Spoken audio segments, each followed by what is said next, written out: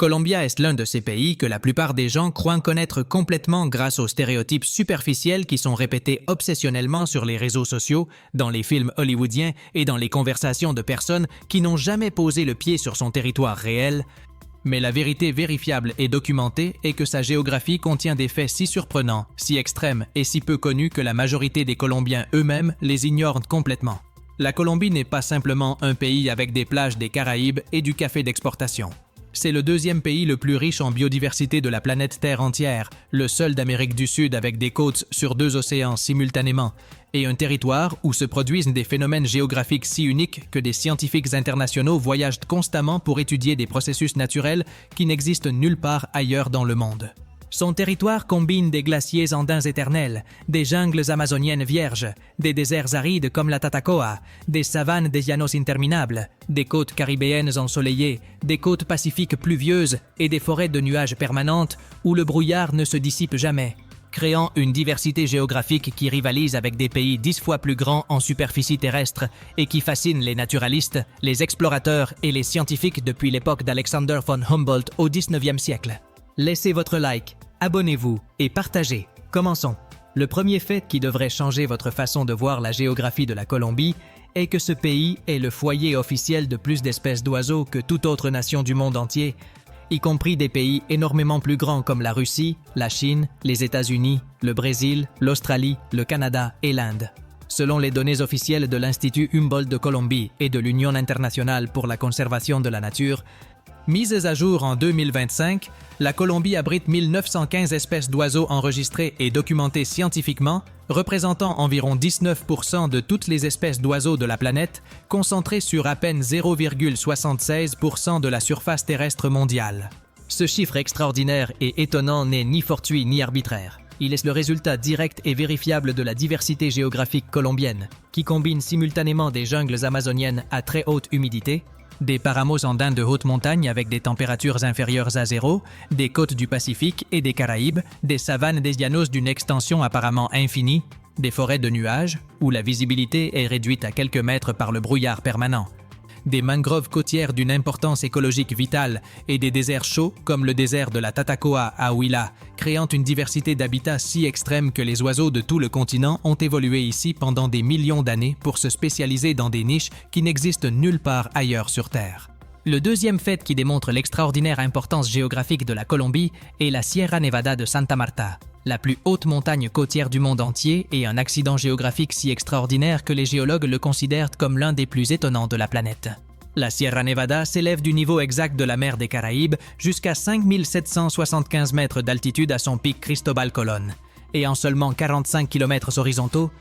elle accumule pratiquement tous les étages thermiques de la planète, du chaud et humide tropique caribéen avec 30 degrés permanents à la base côtière, en passant par des forêts tropicales humides, des forêts de nuages de brouillard permanent, des paramos andins à végétation rampante proche du point de congélation, jusqu'aux glaciers éternels de neige perpétuelle sur les sommets où la température descend sous zéro toute l'année. Aucune autre montagne côtière au monde n'offre cette variété climatique si concentrée et si extrême sur une distance si courte, c'est pourquoi elle a été déclarée réserve de la biosphère par l'UNESCO en 1979 pour son importance scientifique, écologique et culturelle irremplaçable pour la science mondiale. Le troisième fait est Caño Cristales dans le département de Meta, connu dans le monde entier comme la rivière aux 5 couleurs et considérée par National Geographic comme la plus belle rivière de la planète entière. Pendant 5 mois par an, entre juin et novembre, son lit d'à peine 100 mètres se transforme en une explosion visuelle de vert émeraude, de jaune doré, de bleu profond, de noir intense, de rouge cramoisi et de rose vibrant grâce à la plante aquatique endémique Macarenia clavigera,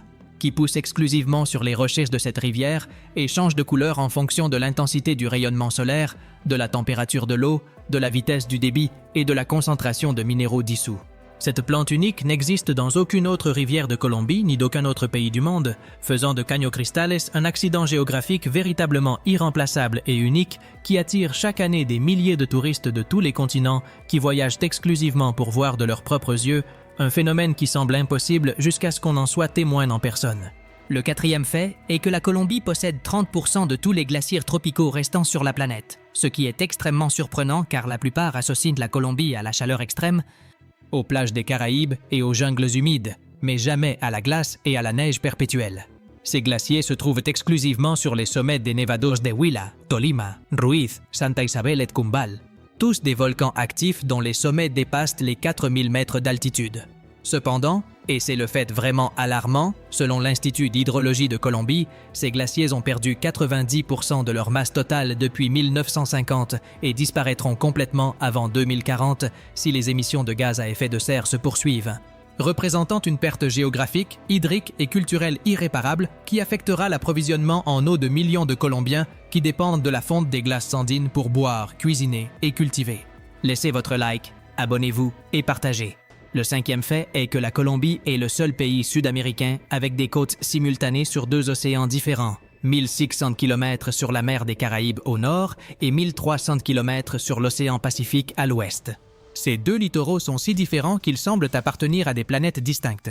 La côte Caraïbe est chaude, sèche, ensoleillée, densément peuplée et touristique avec des villes historiques comme Cartagena, Barranquilla et Santa Marta, tandis que la côte Pacifique est extrêmement pluvieuse, couverte de jungle, faiblement peuplée, culturellement afro-colombienne et biologiquement l'une des régions les plus riches en biodiversité de la planète, avec des précipitations allant jusqu'à 10 000 mm par an dans le Chocó, ce qui en fait l'une des zones les plus pluvieuses du monde, comparable seulement à l'Inde et à Hawaï en quantité totale de pluie accumulée sur toute l'année civile. Le 6e fait est que la Colombie abrite plus de 2400 rivières principales réparties dans 6 grands bassins hydrographiques, la plus grande concentration de rivières navigables d'Amérique du Sud. Le Rio Magdalena, considéré comme le plus important du pays, parcourt 1528 km, traversant 24 départements comme axe fondamental du transport fluvial et de la pêche. Mais le plus impressionnant est le fleuve Amazone, qui traverse le département colombien de l'Amazonas, transportant un débit si colossal qu'à son embouchure, il dilue complètement l'eau salée de l'océan Atlantique à plus de 400 km de la côte. Un phénomène hydrologique qui ne se produit avec aucun autre fleuve au monde et qui démontre la magnitude planétaire du système fluvial amazonien dont la Colombie est une partie fondamentale et irremplaçable dans l'équilibre écologique mondial. Le 7e fait est le désert de la Tatacoa à Huila. 330 km² de formations rocheuses rougeâtres, grises et orangées qui ressemblent à Mars. Curieusement, techniquement ce n'est pas un vrai désert selon la classification climatique car il reçoit 1100 mm de pluie par an. Mais la déforestation et le surpâturage pendant l'époque coloniale espagnole ont transformé une ancienne forêt tropicale humide en ce paysage aride, démontrant de manière tragique et vérifiable comment l'activité humaine peut changer la géographie d'une région en quelques siècles d'exploitation irresponsable des ressources naturelles qui a laissé la terre complètement érodée et infertile pendant des générations. Le 8e fait est la cathédrale de sel de Zipaquirá, une église catholique souterraine construite à 180 mètres de profondeur dans une mine exploitée depuis plus de 2000 ans par les indigènes Muiscas qui utilisaient le sel comme monnaie d'échange fondamentale avant la conquête. C'est la plus grande église souterraine du monde et un laboratoire géologique où l'on observe des couches de sel, de gypse et d'argile formées pendant 230 millions d'années lorsqu'une mer intérieure couvrait la savane de Bogota pendant la période du Trias, offrant une fenêtre directe et accessible sur les processus géologiques profonds qui ont formé la cordillère des Andes colombiennes pendant des millions d'années d'activité tectonique. Le 9e fait est que la Sierra de la Macarena, ou Né Caño Cristales, est une anomalie géologique extraordinaire. Un bloc de roche précambrienne de plus de 1500 millions d'années d'ancienneté qui est resté complètement isolé des Andes, flottant comme une île montagneuse solitaire au milieu de la plaine amazonienne de Meta. Il a été poussé à la surface par des mouvements tectoniques il y a 65 millions d'années, mais est resté séparé tandis que les 3 cordillères s'élevaient autour de lui, créant un écosystème unique où convergeant la flore et la faune de l'Amazonie, des Andes, des Llanos et de l'Orénoque, générant des espèces endémiques qui n'existent nulle part ailleurs sur la planète. Le 10e fait est que la Colombie contient 30% de toute la région amazonienne en dehors du Brésil, avec environ 400 000 km² de jungle vierge qui abrite 65 peuples indigènes avec des langues uniques et des connaissances médicinales ancestrales que la science pharmaceutique moderne n'a pas encore réussi à déchiffrer complètement. Cependant, la déforestation accélérée par l'élevage extensif, la culture de coca, l'exploitation minière illégale d'or et la colonisation agricole incontrôlée a détruit 170 000 hectares de jungle en une seule année, menaçant non seulement les écosystèmes locaux mais aussi l'équilibre climatique global de la planète entière. Le 11e fait est l'éclair de Catatumbo, un phénomène électrométéorologique qui se produit exclusivement à l'embouchure du rio Catatumbo dans le lac Maracaibo, produisant une moyenne de 280 décharges de foudre par heure pendant 300 nuits par an illuminant le ciel nocturne des Caraïbes avec une exposition permanente visible à 400 km de distance. Les navigateurs coloniaux espagnols l'appelaient le phare de Maracaibo, car il leur indiquait l'entrée du lac. Il est produit par la convergence unique de vents chauds des Caraïbes avec des vents froids andins, l'évaporation massive du lac et une topographie en forme d'entonnoir qui piège et accélère les vents, générant une électricité statique continue pendant près de 10 mois consécutifs par an sans interruption, un phénomène électrométéorologique que la NASA a étudié depuis l'espace avec ses satellites d'observation terrestre. Le 12e et dernier fait est l'île de Malpelo, une roche volcanique isolée d'à peine 350 mètres de long à 500 km de la côte pacifique colombienne, considérée comme l'un des meilleurs sites de plongée de la planète pour ses bancs de jusqu'à 500 requins marteaux géants nageant en formation autour de l'île, un spectacle qui ne peut être vu qu'ici et dans un ou deux autres endroits de tout l'océan Pacifique.